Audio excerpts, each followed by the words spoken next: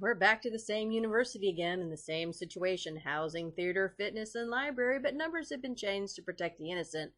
And this time they want us to figure out what they're going to go with, but using plurality with elimination method. All right. First things first, we have to figure out what's the majority.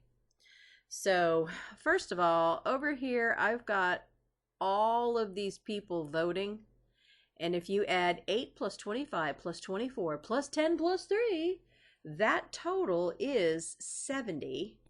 And so you're going to take that and divide it by 2, which comes out to be exactly 35. So that means the majority would be 36 or more to win. That's what we're looking for. The moment somebody has at least 36 points, we're done. Because that's the majority. And that's what plurality with elimination is all about. So you do need to know, what everybody's second choice is, because if you eliminate their first choice, you need to know their second choice. Okay? So what I'm going to do is, I'm going to erase that for a second. And I am going to go, and I'm going to start with the same color on all of them. We'll go with blue. All right, so H is housing, right? Housing. And right now, housing has 24 votes. And then we've got theater, which is T. I don't know why I'm circling those. Theater, all right. Theater has these 8 and these 10, so that's 18. And then you got fitness. Fitness is just on the end here, those 3. And library, here's the library, and there's 25 there. So as far as the initial vote is concerned, I don't know why I circled those. Library has the most votes, which would win with regular old plurality.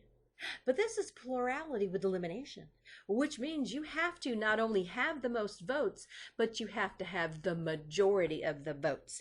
And library does not have 36 or more votes. So this is where the elimination comes in. We are going to eliminate the least number of votes, which would be the fitness center. Now, since we're eliminating the fitness center, where are those 3 votes going to go? These 3 votes that were originally for fitness are now going to be reallocated to T, which is theater. So you're going to add 3 onto that. All right. So now let's see what we have. Housing still has 24. Theater, 18 plus 3 is what, 21? We are done with fitness, that's out, and the library is 25. Now, library is still in the lead, but they don't have the majority. They still don't have the majority. So now we're going to knock out the next lowest, which would be the 21 here. So we're going to take out, what was T? Theater. The theater gets taken out. All right.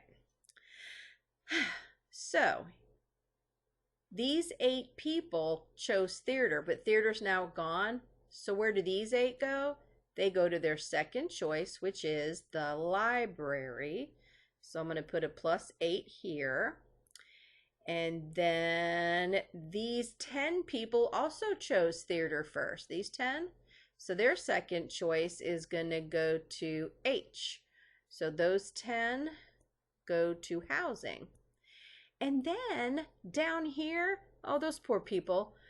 First they wanted fitness. They didn't get that. And now they're not getting their theater, their second choice. So now these 3 have to be reallocated again. And their third choice is the library. So at this point, what do we have? housing is 24 plus 10, that's 34. And this is 25 plus 11, which is 36. Ding, ding, ding, ding, ding, ding, ding. We have a winner. That's 36.